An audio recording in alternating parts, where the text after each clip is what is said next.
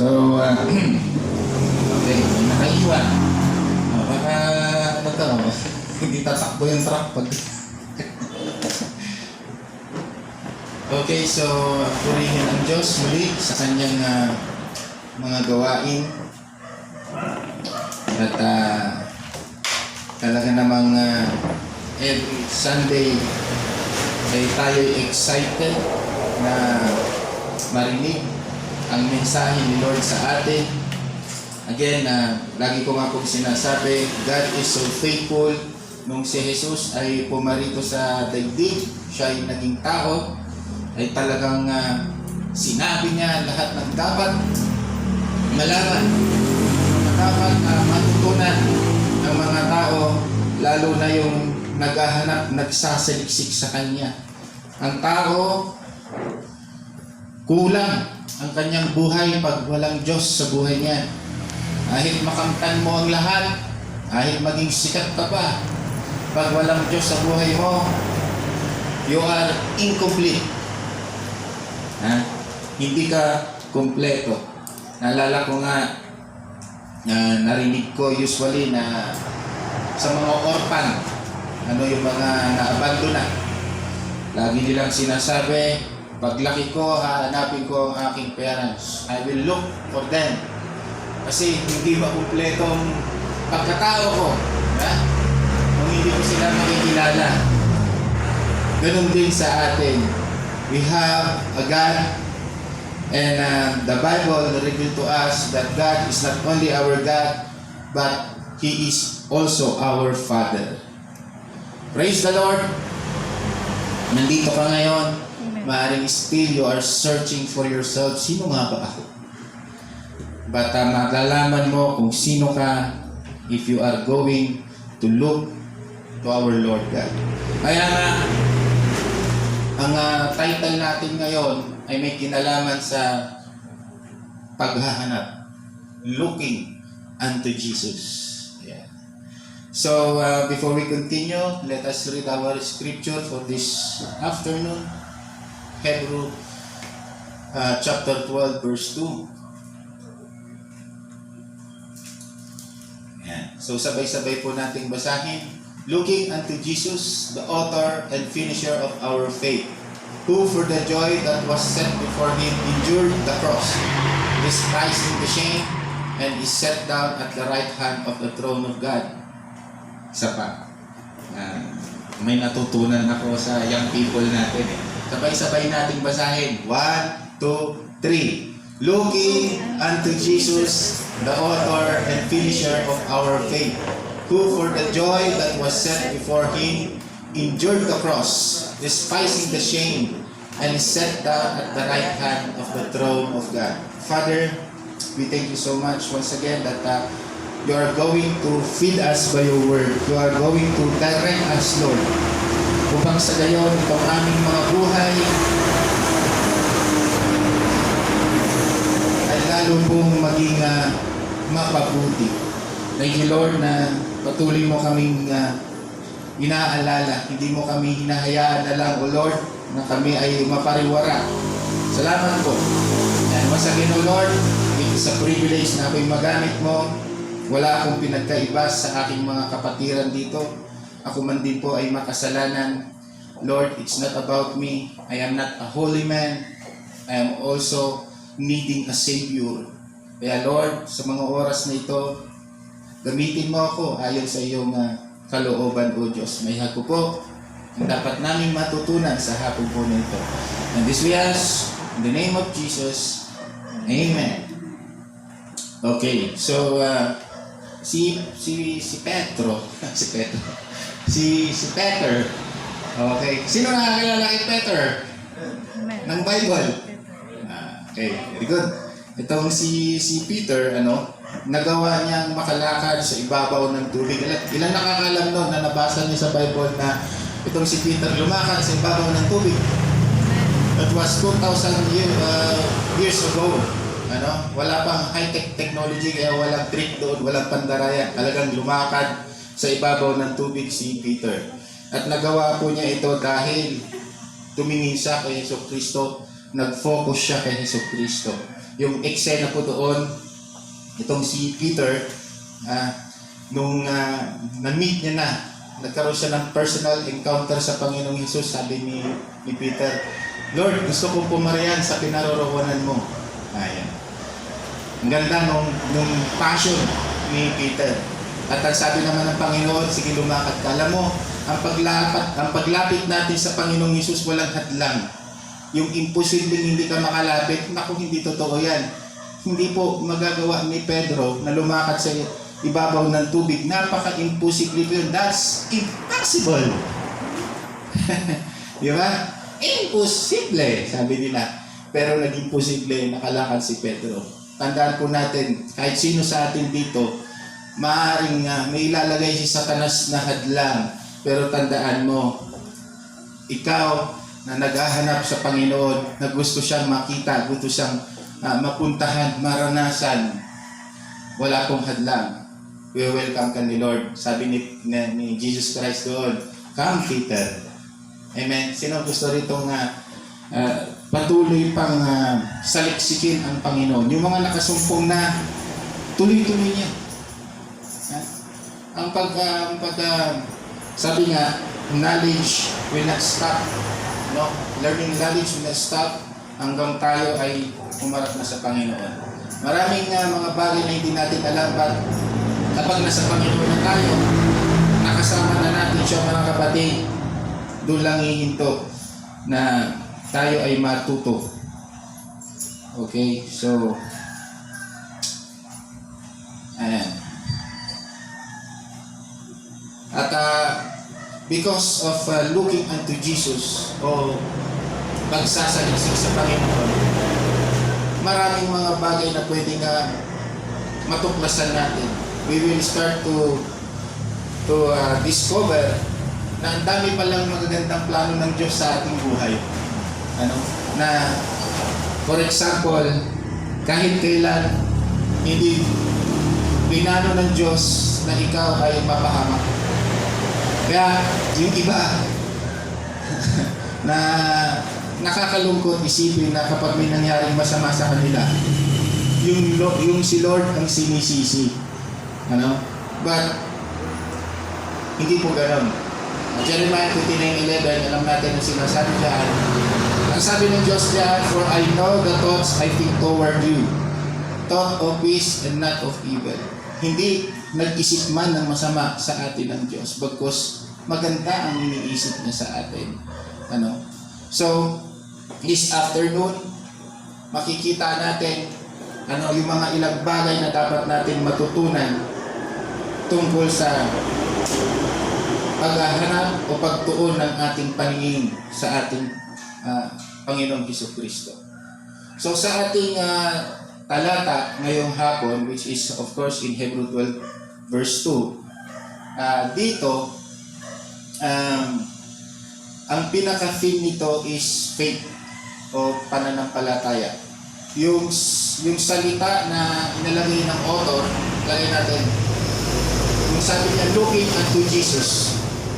Yung salita dyan, looking unto Jesus, sa Hebrew literature, ang ibig sabihin po niyan ay yung ituon natin ang ating paniniwala o ang pananampalataya sa ating Panginoong Jesus. Looking unto Jesus. Okay?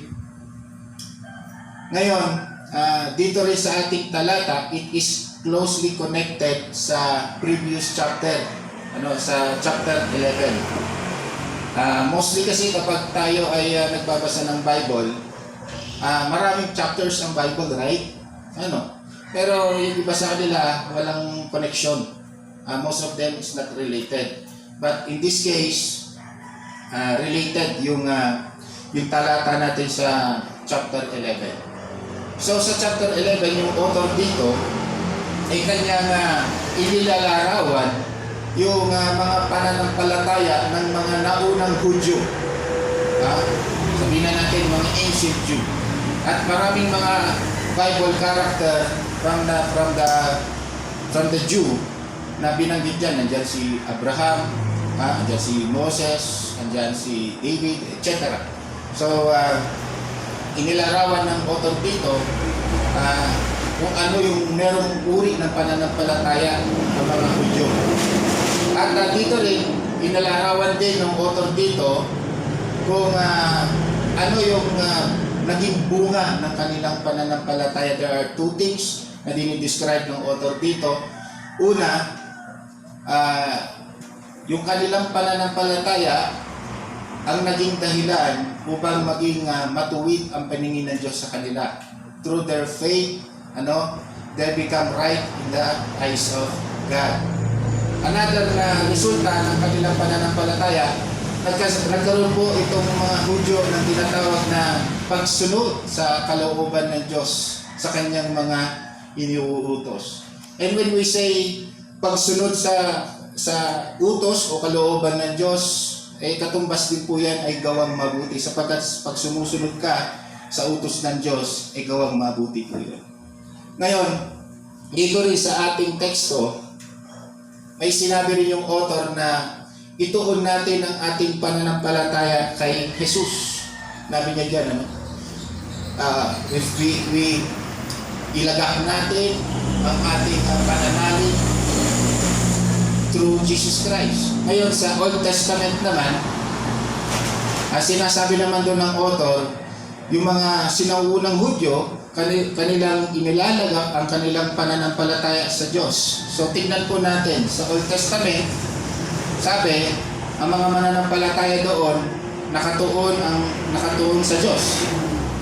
Pagdating naman sa New Testament, ang sinasabi sa atin, ituon natin kay Jesus.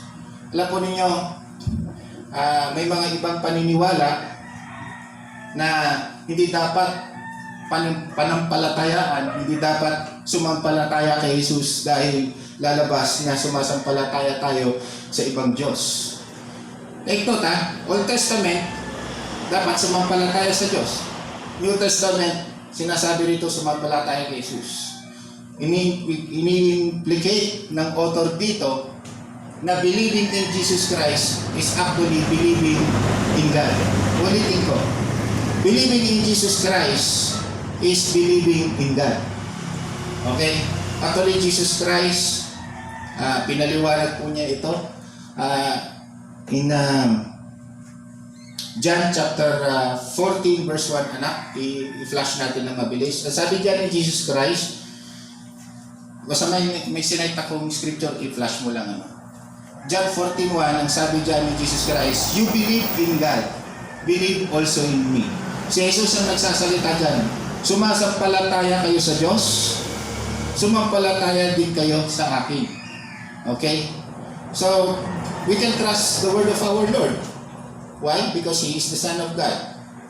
Okay? Another, mas lalo pang in-explain ito ni Jesus Christ in John 5:23. Dito sa John 5:23, paliwanag ni Jesus kung paano ino-honor nyo ang Ama, gayon din, i-honor nyo ako. Okay, kikita natin the word honor here, if you are going to look at Greek word, it is timao. Ipakita natin sa third slide. Ayan. The word honor here is timao. By implication, it means to revere. Sige, diretso mo lang. Ayan, to revere.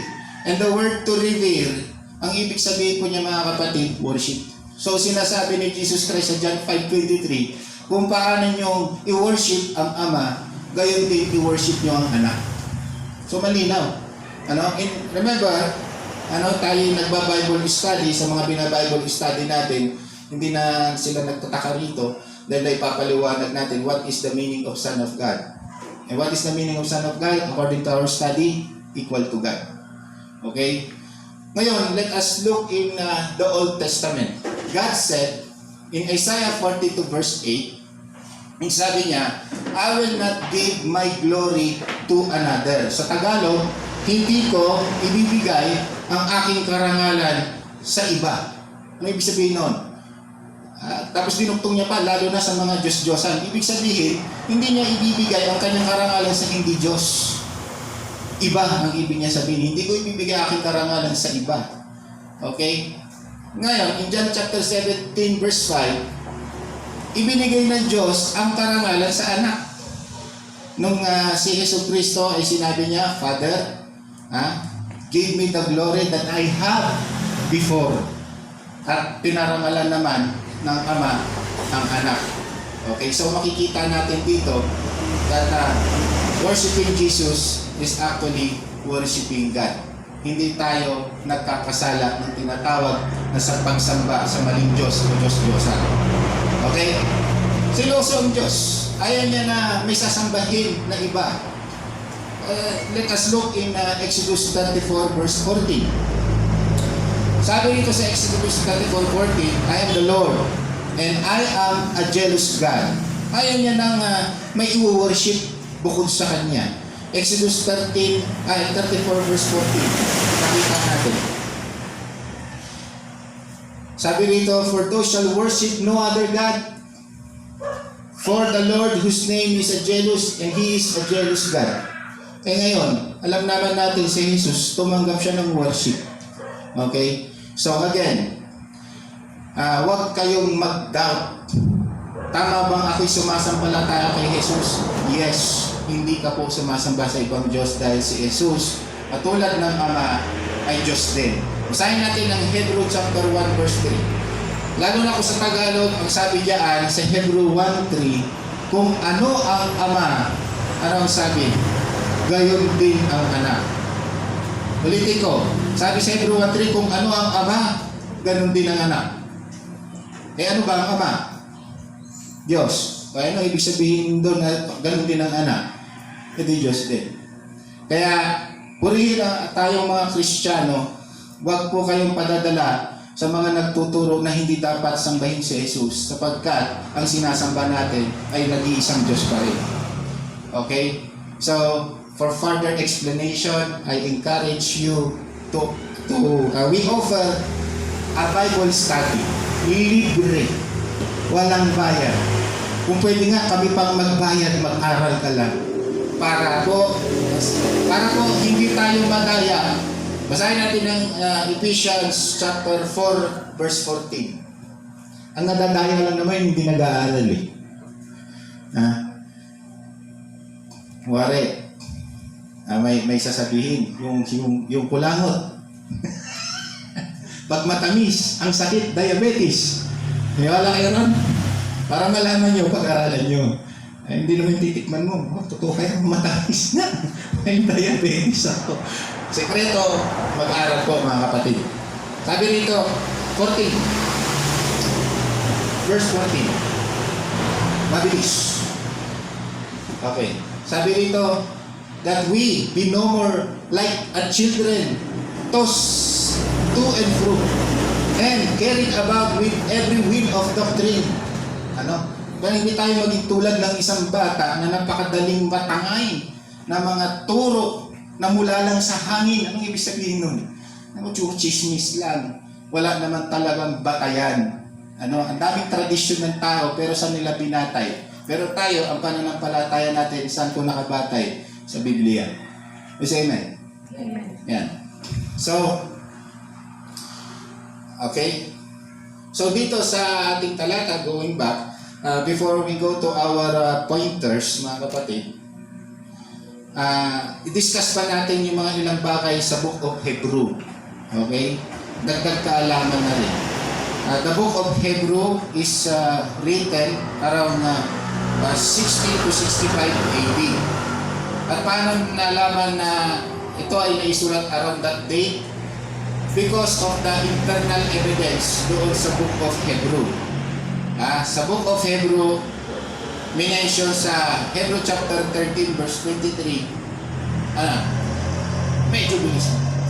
Because may time bomb ako rito. Okay, Hebrew 13:23. Sabi nito, know ye that our brother Timothy is set at liberty, with whom if we come shortly, I will see. Talon sa verse 25. Ito na yung internal evidence na around 60 to 65 AD na isulat ang Book of Hebrew. Grace be with you all. Amen. Sige. So, ang nangyayari dito, sinabi ko yung internal evidence. na-mention si Timothy. Ibig sabihin, itong Book of Hebrew, buhay pa si Timothy nung naisulat ang Book of Hebrew. And according to studies, si Timothy namatay siya around 65 AD. Okay, kaya sinasabi natin yan. Okay, so around 65 AD, anong purpose? Bakit isinulat ang Book of Hebrew? Isinulat ito upang magkaroon ng panawagan sa mga Hudyo. Because nung dumating si Jesus, narinig nila ang aral ni Jesus. Ngayon, sinasabi ng author dito sa Book of Hebrews na dapat hindi sila mamuhay na Hudyo. Silang mga Hudyo ay hindi dapat mamuhay bilang Hudyo, kung hindi dapat sila ay mabuhay bilang isang Kristiyano, which also paraphrased by theologians, Dr. Walter Martin, hindi ko na nilagay dyan, pero pakita natin yung slide. Okay. Tandaan natin ito, may essence ito. Balik tayo sa slide. So, ang purpose, bakit sinulat itong Book of Hebrews, yung author dito, sinulatan yung mga Hudyo. Kayong mga Hudyo, datapwat kayong mga Hudyo, huwag kayong mamuhay bilang Hudyo, kundi mabuhay kayo bilang isang Kristiyano. Kita natin, Ayan. Ngayon, sa ating talata, dito iikot ang ating pointers. Dito natin pag-uusapan. Okay? Remember, kung sabi ng author, tayo na mga Christian today, na mga mananampalataya in the Old Testament, dapat ituon natin ang ating pananalig kay Jesus Christ. Okay? Huwag na tayong mamuhay na kung ano man kanilang. I'm just being frank here. Kung ikaw'y dating Hinduism, huwag ka lang mabuhay bilang isang Hinduism, kundi mamuhay ka bilang isang Kristiyano. Kung halimbawa, I'm just being frank, at batuhin niyo na ako ng kamatis dito.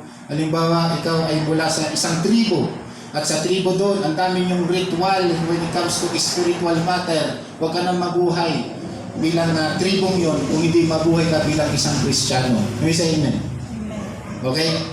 So, tingnan natin ang ating pointers. We have 3 pointers sa hapon po na ito. Una, look unto Jesus' finished work. Second, look unto Jesus' example. And third, look unto Jesus' promise. So, sa point 1, look unto Jesus' finished work. In terms of our salvation and in terms of our spiritual sanctification, dapat ituon natin sa ginawa ni Jesucristo. Ang kaligtasan mo, ituon mo kung ano ang ginawa ni Jesus. Okay? When it comes to your salvation. Huwag mong ituon sa sinabi ni Buddha. Huwag mong ituon sa sinabi ng Taoism. Huwag mong ituon sa sinabi ng lola mo. Huwag mong ituon sa ginawa ng mga bayani nung nakaraan. Kung hindi saan, ituon mo ang pananalig mo sa ginawa ni Jesucristo. At ano ba ang ginawa ni Jesus? John 10:18, ang sabi diyan sa ginawa ni Jesus, sabi ni Jesus, ibinigay ko ang aking buhay sa mga tupa. At sino po ba ang mga tupa? Ang mga tupa, lahat ng sumasampalataya sa Panginoong Hesus. At purihin ng Diyos, sabilang po tayo doon. Amen. Ibinigay daw ni Jesus ang buhay niya sa atin. So yun ang ginawa ni Jesus Cristo. Okay? Look at this, mga kapatid. According to Scripture, 1 Corinthians chapter 15 verse 3 hanggang 4. Sino ang namatay? Si Jesus. Sino ang inilibing sa kanyang libingan? May kasama ba siya ron? Wala. Sinong namatay doon sa krus? Sinong naipako? Magsa niya ron eh. Ngayon ito ang pinakamatindi. Sino ang muling nabuhay mula sa pukay? Si Jesus lahat eh. Kaya Doon natin ituon ang ating kaligtasan. Huwag natin ibaling kung saan-saan at kung ano-anong turo. Huwag natin ibaling sa pastor. Kung mali ang tinuturo ni pastor, lalo na sa kaligtasan, huwag mong ibaling doon. Ibaling mo doon sa ginawa ni Jesus. Huwag mo rin ibabaling sa relihiyon. Walang magagawa relihiyon para iligtas ka. Hindi ang relihiyon ang napako sa krus. Kaya say amen. Sinong napako sa krus? Yung sinabi ko lahat si Jesus. Okay, ngayon let us look in Colossians 1:18. Okay, kung babasahin ito ng Colossians 1:18, sabi diyan, Jesus Christ is the firstborn among the dead. Siya ang unang nabuhay mula sa kamatayan. Okay, now, in terms of our spiritual sanctification, what is spiritual sanctification? Ito yung sa theology term, ito rin yung tinatawag na progressive sanctification. Dahil nandito pa tayo sa lupa, nabubuhay pa tayo, ay yung iba sa atin, of course, kinuha na. Hindi ko alam kung sino susunod. Pero huwag tayong matakot mawala sa mundong ito kasi alam natin kung saan tayo pupunta. Amen? So, when it comes to spiritual sanctification, ibig sabihin yung para tayo maging matuwid sa pang-araw-araw nating pamumuhay. Lagi natin ituon pa rin sa ginawa ni Jesucristo. When Jesus Christ died on the cross, pinaliliwanag ng Biblia that all of our sins forgiven yan. Pinatawad lahat, past, present, and future. May nagtanong sa akin, sandali pastor, hindi ko maintindihan. Hindi ba? Listen guys, hindi ba ang pinapatawad lang na kasalanan yung nagawa? Pwede mo na bang patawarin ng isang tao walang nagawang kasalanan? Tama? Tama naman, di ba? Pero, human view yun. Ay nakakalimutan tayo. Si God hindi tulad ng tao na walang nalalaman sa hinaharap. Ang Diyos all-knowing. Alam niya na lahat ng gagawin mong kasalanan, hindi mo pa ginagawa. Alam niya lahat, walang hindi niya alam. Yung iniisip mo ngayon, alam nga niya eh. Kaya nung sinabi ng Diyos, patatawarin ko ang iyong kasalanan, all of your sin ang sabi niya. Ano ibig sabihin ng all of your sin? Kasama po yung hinaharap. Hindi mo pa ginagawa, pinatawad na. At dahil doon sa finished work of Jesus Christ. Amen. Kaya nga, sinasabi natin, when it comes to our salvation, when it comes to our spiritual sanctification, focus ka sa finished work of Jesus Christ. Huwag kang titingin sa gawa mo. Dahil ikaw, wala kang kasiguraduhan kung hanggang kailan ka mabait. Say amen? Basahin natin ang Proverbs 17:2. 17:2 ba yan? O 1. Proverbs 17:1. Nasabi dyan, kung babasahin natin, walang nakakaalam ng tiyak na mangyayari bukas. Sino nakakalala sa tatlong pagkakasala ni Pedro? Iba hindi pa nangyayari. Sabi niya kay Lord, Lord, hindi kita ipagkakilala. I will never deny you, Lord. Sabi niya. Parang sa atin lang yan eh. Hindi ko magkakasala. Sigurado, a-attend ako sa Sunday, mag-church ako over my dead body. Si Pedro, nangyari, pagdating ng araw na yun, 3 beses nagkasala siya. Pero anong napakaganda? Dahil nanampalataya kay Jesucristo, yung mga future sin mo, pinatawad na. Kaya itong napakaganda, lagi tayong makakalapit sa mahabaging trono ng Diyos. Say amen. Kaya yung iba rito, listen to this. Oo, hindi yata ako karapat dapat ginagawa atin. Gusto ko naman magbago, Lord eh. Ayaw ko na. Pero nag-text pa rin siya, magkita daw kami. Listen guys. Sabi ng Romans 5:8, i-flash natin mabilis. Binayaran o binigay ni Jesus ang kanyang buhay nung tayo'y makasalanan pa. Ipinadama niya yung kanyang pag-ibig sa atin. Nung makasalanan pa tayo, hindi nung mabait na tayo. Kaya tandaan po natin, kahit gaano katindi ang kasalanan mo, gaano karami yan, gaano kakarumal-dumal, tandaan mo, lagi kang makakalapit sa Panginoon. Remember sabi ko kanina, walang hadlang Basta look unto Jesus, the author and finisher of our faith. May say amen? Okay? Ayun yung Romans 5:8. So, punta tayo sa point 2. Point 2, ano? So, look unto Jesus' example. In terms of obeying the law, tingnan natin kung paano sumunod si Jesus sa kautusan. Kung titignan natin, ang pagsunod ni Jesucristo, ang number 1 na example na pinakita niya ay dahil mahal niya ang Ama. Okay? Ang pagsunod ni Jesus sa kautusan, ulitin ko, ay dahil sa kanyang pagmamahal sa Ama. Kaya ganun din ang itinuturo sa atin sa Biblia. Magmahalan tayo. Dahil kung tayo ay magmamahalan, sabi ganyan ng Galatia 5:14, ito ang sabi. For the whole law is fulfilled in one word, love one another. So kung gusto natin masunod lahat ng kautusan, there are 613 laws. Halo-halo yan, ceremonial laws, priestly laws, moral laws, etc. Ang dami. Kung gusto mo matupad yun, isa lang ang susundin mo. Ibigin mo ang iyong kapwa. O say amen? I would like to give emphasis on this kasi si Satanas, tinataraw niya i-downplay ito eh. Alam mo, napakalagang utos yan. Si Satanas, sa mga Kristiyano, yun ang paborito niyang instrument. Ang ilagay ang tampuhan, ang awayan, ang samaan ng loob sa bawat magkakapatid. Gusto niya, nag-aaway-away ang mga kapatiran. Tandaan natin, lahat tayo rito makasalanan.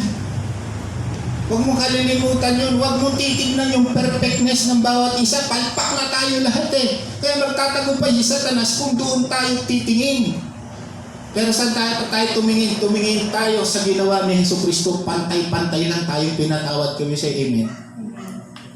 Kaya ano man ang pagkakasala ng kapatid mo, ng kapatiran, kahit ano yan, intentional or unintentional, anong mangibabaw?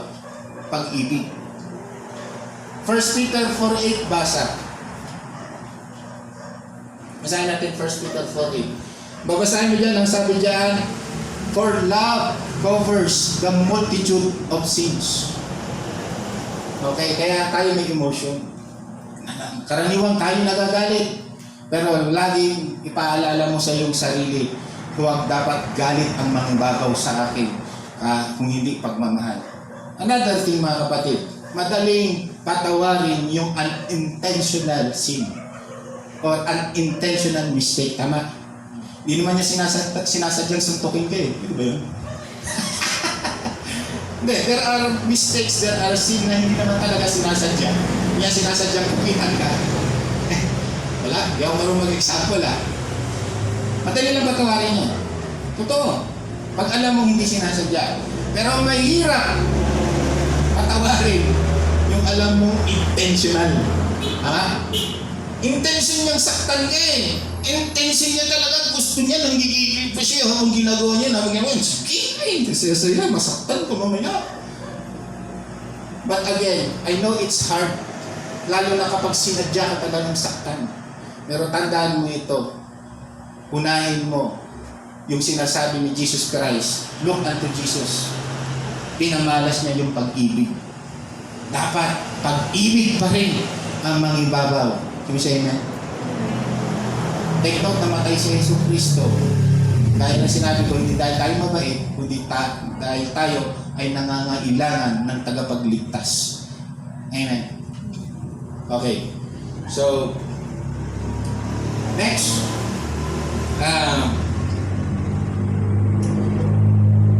Lifestyle. Tingnan natin paano naman ang pamumuhay ni Jesus Christ. Kung tayo, dapat ang lifestyle po natin, tingnan din natin, ituon din natin kung paano ang lifestyle ni Jesus Christ. Ano ba ang lifestyle ni Jesus Christ bilang isang mananampalataya? Basahin natin sinabi niya sa John 8:29. Okay. John 8:29. Dito sa John 8:29, ang sabi ni Jesus Christ, I always do what pleases you. Sino ang kausap ni Jesus? Ang Ama. Ginagawa ko lagi kung ano ang nakalulugod sa iyo. So, yun din po dapat ang example na tularan natin. Bilang isang mga Kristiyano, tuon natin ang ating paningin kung paano ginawa ni Jesus ang kanyang pamumuhay bilang isang mananampalataya. Dapat ang mindset po natin, always to please God. Yes, amen? Okay. Now, listen to this. When it comes to pleasing, tanda natin, ang sabi ni Jesus Christ, to please God, not to please men. Malaking pinagkaiba yun. Okay? Dito sa mundong ibabaw, kapag hindi mo pinagbigyan ng gusto ng isang tao, hindi ka na nakatutuwa. Tama? Okay lang yun kahit hindi ka nakakatuwa sa Kanya. Ang importante, nakakatuwa ba sa Diyos yung ginagawa mo, yung pamumuhay mo? When Jesus Christ, nung namuhay siya sa mundo, iginalang naman niya lahat eh. Hindi siya na personal, hindi niya sinabi, ikaw pango ka, ikaw duling ka, ikaw maitim ka, ikaw bombay ka. Hindi ganon. Ano lang ang inatake ni Jesus? When it comes to spiritual salvation and spiritual sanctification, doon na nangihimasok si Jesus. Amen? Kaya yung mga Pariseo, Saduceo, and the rest, ang sabi ni Jesus Christ, lagi silang kinokorek ni Jesus sa kanilang maling pamumuhay kasi yung pamumuhay nila ay may kinalaman na sa spiritual, may kinalaman na sa kanilang kaligtasan. Okay? Okay. So, ganun din tayo. Tandaan natin, ang lifestyle natin dapat pleasing to God, hindi men's pleaser. Amen? Ayos yun? So, point 3. Point 3, look unto Jesus' promise. In terms of sufferings, mga pinagdadaanan natin na sari-sari sa ating buhay bilang isang Kristiyano, lagi nating ituon ang ating paningin o ating pananampalataya sa pangako ni Jesus. Amen? Tingnan niyo ito mga kapatid. Nung si Jesus na sa mundo, alam niyang magsasuffer siya. Alam niya yun. It is given. Sa atin din, sabi ng Philippians 1:29, tayo ay tinawag hindi para sumampalataya kung hindi upang magtiis din. Okay? Magkaroon din ng mga pasanin. Okay? Pero saan nag-focus si Jesus Christ? Hindi siya nag-focus doon sa hirap, sa sakit, sa pagpapahiya sa Kanya. Kung hindi, nakatuon siya doon sa future glory na Kanyang tatanggapin. Which actually, natanggap niya na. So, anong sinisignify nito mga kapatid? Katulad ni Jesucristo, ngayon siya ay glorified na in heaven because of what He had done. Ganon din tayo. Kasalukuyan tayo ngayon ay nasa pagtitiis dahil kay Jesus Christ for Christ's sake. Pero tatandaan natin, we have this hope, the future glory. Basahin natin yung Titus 2:13. Mabilis na. Titus 2:14. So sa 13 muna. Sabi rito, looking for that blessed hope and the glorious appearing of the great God and our Savior Jesus Christ. Doon tayo nakatuon. Amen? It's a big challenge to us. For Christ's sake, dahil kay Jesus, natitiis tayo. Yung mga pangarap natin na makamundot, tinalikuran natin, ang masunod lang ay yung pangarap ng Diyos para sa atin. Tandaan mo, lahat ng pagtitiis mo, aanihin mo rin. Amen. Sabihin mo sa katabi mo, aanihin mo rin, Risa, Kuya Alex. Aanihin mo, Ate Marlene, Nako, aanihin mo, Ate ko. Look for that blessed hope, the glorious appearing of our Lord Jesus Christ. Sapagkat, katulad ng sabi ni Jesus Christ din, mabilis, tingnan natin dito sa 1 John 3:2. Kung babasahin mo yan, kung ano si Jesus ay magiging ganun din po tayo. We will be also be glorified. At that is our assurance. What is the assurance? Remember, Jesus Christ suffered, died, but resurrected on the third day. And now Jesus Christ seated at the right hand of the Father. At ang sabi ni Jesus, kung nasaan ako, ay paroroon din tayo. Kaya sa inyo. Thank you, Lord. So what we have learned today, review.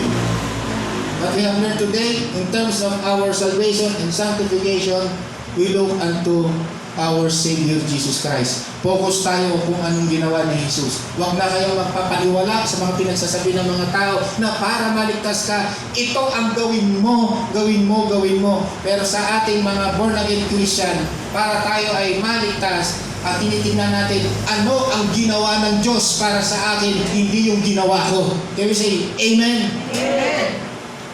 Okay. Number 2, in terms of our obedience to the law and lifestyle, we look unto Christ's example. Minahal niya ang Ama. Mahalin din natin ang Diyos. Ano bang greatest commandment? Love God with all your heart. Because if you are under the love of God, you are controlled by the love of God. In 2 Corinthians 5:14, nagsabi diyan, for the love of Christ controls us. Can we say amen? Ayan. So ganon, ay masusunod mo ang kautusan. At ang pagsunod sa kautusan, paano? Gusto mo matupad ang lahat, maging ganap. Galatians 5:14, sabi diyan, love one another. Mangibabaw dapat ang pagmamahalan sa bawat isa sa atin. Can you say amen? Ulitin ko, I challenge you.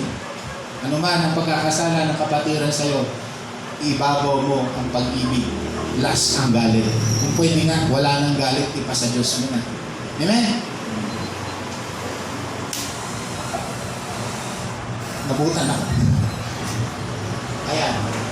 In terms of our hope and assurance, we look unto Jesus' promises. Napakaraming pangako ng Panginoon sa atin. At sure tayo, lahat yan ay makakamtan natin because God is a faithful God. He is not a liar. We say amen? Amen. Let us pray. Father God in heaven, we thank you so much, O Lord, for the message of this afternoon. Now once again, you remind us, O Lord, that by looking unto you, meaning to have faith unto you, to fully trust unto you, to fully believe in your word, to fully believe in your promise, to fully believe in your examples, O Lord. Lahat ito, Panginoon, ay ikabubuti namin. Thank you for reminding us, O Lord, as we walk on this world, O Lord. Ito'y magiging instrumento namin, paalala sa amin, O Lord. And Lord, I pray, Father God, to seal this message in the heart of your believers upang sa gayon si Satanas, O Lord, ay hindi niya manakaw itong mensaheng ito at ito ay maging bunga po sa aming mga buhay bilang mga tagasunod mo, aming Panginoon Jesus sa tagapagligtas. Maraming salamat at once again, O Lord, aking na pong tinatagubilin ang iyong salita at ang bawat isa. In the name of the Father, in the name of the Son, and in the name of the Holy Spirit. Amen. God bless you all. Remember, God loves you. Amen.